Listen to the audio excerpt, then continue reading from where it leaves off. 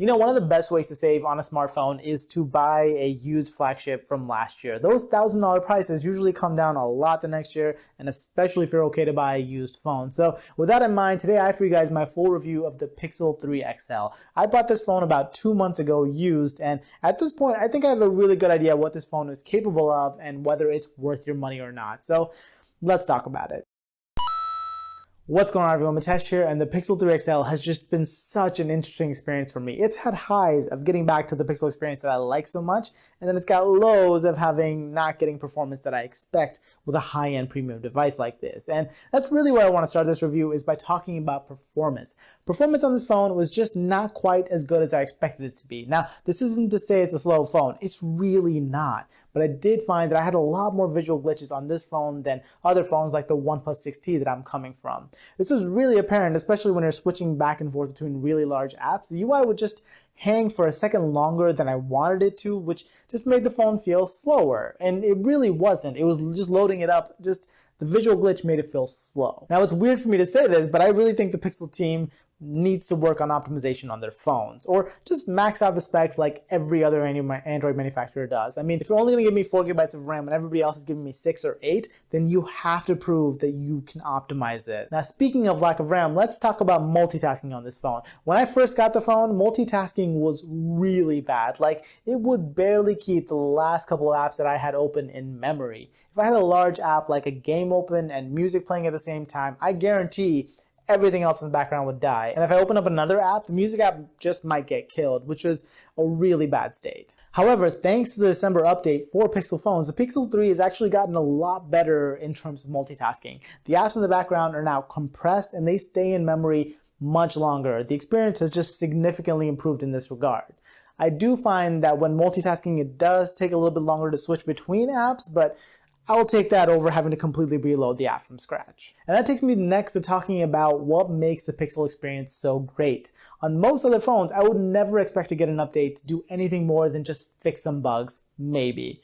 But with the Pixel phones, they tend to get better over time. The Pixel 3 got a bunch of new features when the Pixel 4 was released, and with the new feature drops that the Pixel team is planning to do, hopefully we'll continue to get more new features. By the way, if you guys want to know more about the Pixel feature drop, check out the video that I did earlier. I'll have it linked up here and in the description below. Now, the other thing that the Pixel experience means is getting genuinely useful features, like now playing features that displays the name of the artist and song that's playing nearby, and other small features like the squeeze to bring up the assistant, gesture on the fingerprint to like pull down the notification shade, and what I think is the biggest feature of them all, being the first to get all the latest Android updates. It's not a huge list of things, but I do find that the things they focus on tend to make the experience of being on Android just better and doesn't clutter up your settings menu. And hey, if you guys made it this far into the video, maybe consider hitting that like button and subscribing. I'm trying to get to 10,000 subscribers by the end of the year. It's a long shot, but you gotta start somewhere. Anyway, the other major part of the Pixel experience is, of course, the camera. Even today, when most flagships take pretty great pictures, the Pixel 3's camera stands out as being exceptional at taking pictures. This really is one of those cameras you can just hand to anyone and they'll get great pictures out of it. I mean, you can see from all these pictures that I took straight out of the camera, picture quality on this camera is just fantastic. Now, video on the other hand is good, but not great. The camera can only shoot at 4K 30 frames per second, which is fine, and you do have great stabilization for it, but the picture quality still lags behind the likes of Galaxy S10 and the iPhone. But you can see for yourselves with some sample clips right here.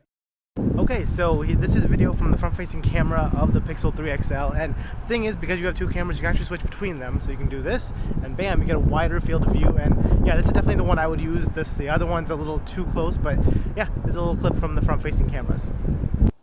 Okay, and this is 4K footage from the rear main camera, the only camera on this phone, on the Pixel 3 XL. So yeah, this is what it looks like, and I'm walking at a relatively brisk pace, but I think the stabilization does a good job of just keeping you guys centered and everything. So I'm a big fan of the stabilization here. Like I said, the video quality on here is actually pretty good, but the audio quality I think is just a little too quiet and doesn't sound that great. Now, the only thing that kind of holds back the phone in terms of cameras in 2020 is the lack of other cameras on the rear. Most phones these days have 3 or 4 cameras on the back to give you much more options in terms of composition. With the Pixel 3, we don't get any of those options. If you want to get closer to a photo, you have to walk up. If or use super res zoom, which works well, but I still wouldn't call it a replacement for a secondary lens.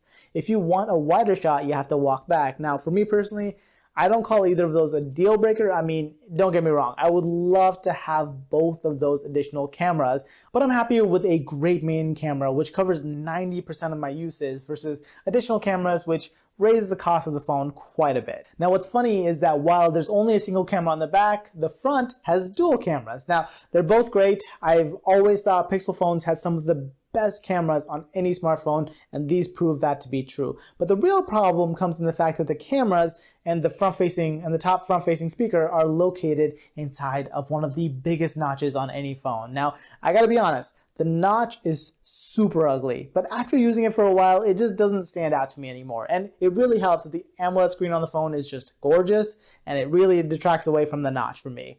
The only time I do notice a notch is when I'm watching YouTube videos that are posted in 2:1 aspect ratio, which a lot of tech videos, including my own, are nowadays.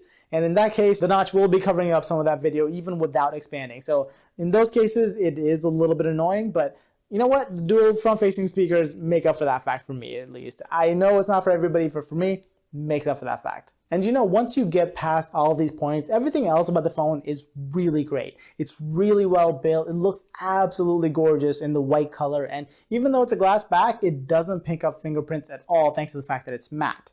The fingerprint reader on the back works flawlessly, unlike the new Face Unlock on the Pixel 4. Battery life is good, if not great, though this is a year-old phone, but I still normally get a full day's worth of use, and it only dies around 10 or 11 p.m. at night.